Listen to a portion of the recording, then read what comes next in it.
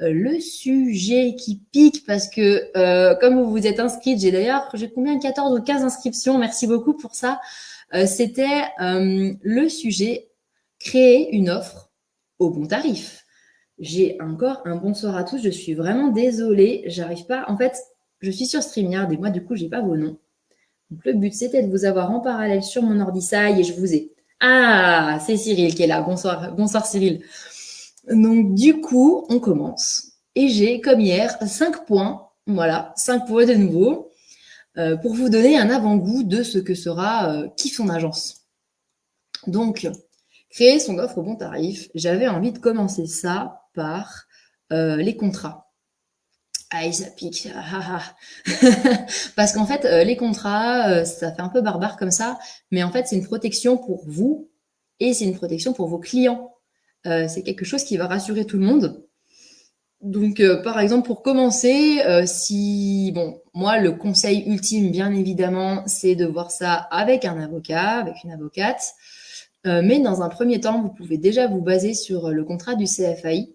D'ailleurs, le CFAI, si vous ne connaissez pas, c'est le Conseil français des architectes d'intérieur. Ça peut être intéressant pour vous d'aller faire un tour sur leur site et vous pouvez trouver les contrats assez facilement sur Internet et forcément, ils sont plutôt bien ficelés. Donc, ça va vous permettre de rien oublier, de ne pas oublier de clauses et de savoir quoi écrire, quoi mettre dedans. Comme je vous disais, le conseil ultime, c'est vraiment de voir ça avec un avocat spécialisé en droit des sociétés, parce que bon, il y a des avocats avec des spécialisations différentes. Visez juste directement pour éviter de faire perdre leur temps à certains spécialistes. Et pensez aussi, parce que je sais que certaines d'entre vous sont hors TVA encore, à mettre votre mention spéciale.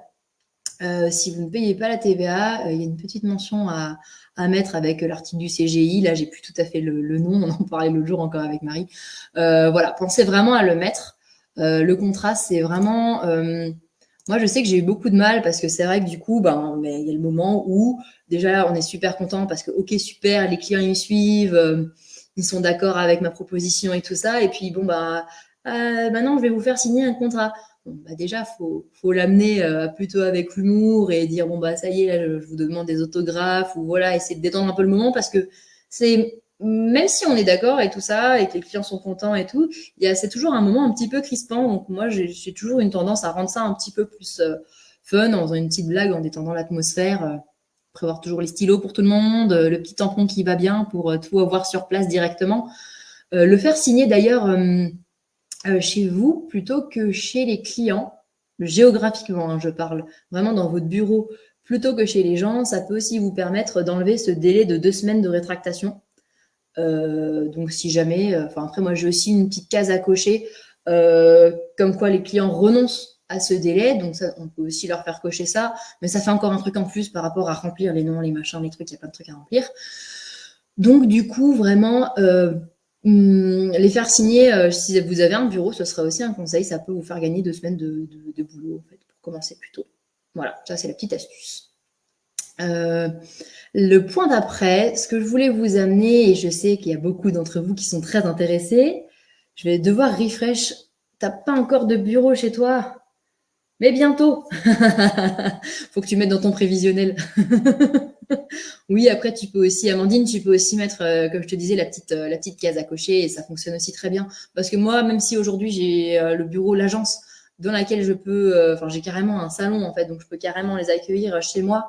Je sais que le fait d'être chez eux, c'est aussi toujours rassurant pour les gens, d'être dans leur salon, d'être posé chez eux, d'être autour de la table de la salle de la cuisine. Donc plutôt prévoir en fait cette petite case, comme quoi ils renoncent en fait à ce délai et s'ils y renoncent pas, en tout cas, ne pas commencer le projet avant ces 2 semaines de rétractation. Voilà. Et du coup, la même chose avec l'acompte, parce que l'acompte, ils vont vous le faire à ce moment-là, mais s'il y a les 2 semaines de rétractation, s'ils se rétractent dans les 2 semaines, vous devez leur rendre. Enfin, ça peut compliquer les choses. Donc vraiment, juste penser à ça, c'est quelque chose de tout simple.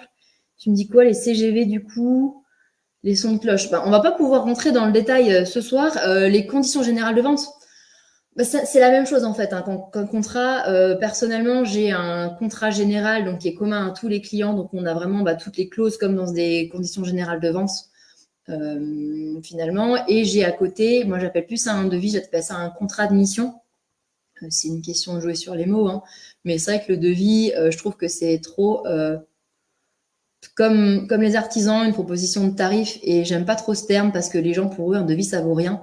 Alors que là, pour moi, c'est vraiment une proposition de collaboration. C'est vraiment une proposition de mission que je vais faire pour eux. Donc, du coup, c'est vrai que choisissez bien les termes aussi que vous utilisez. Vérifiez que vous pouvez les utiliser. Mais moi, je trouve ça vraiment important de trouver quelque chose qui vous correspond aussi de ce point de vue-là.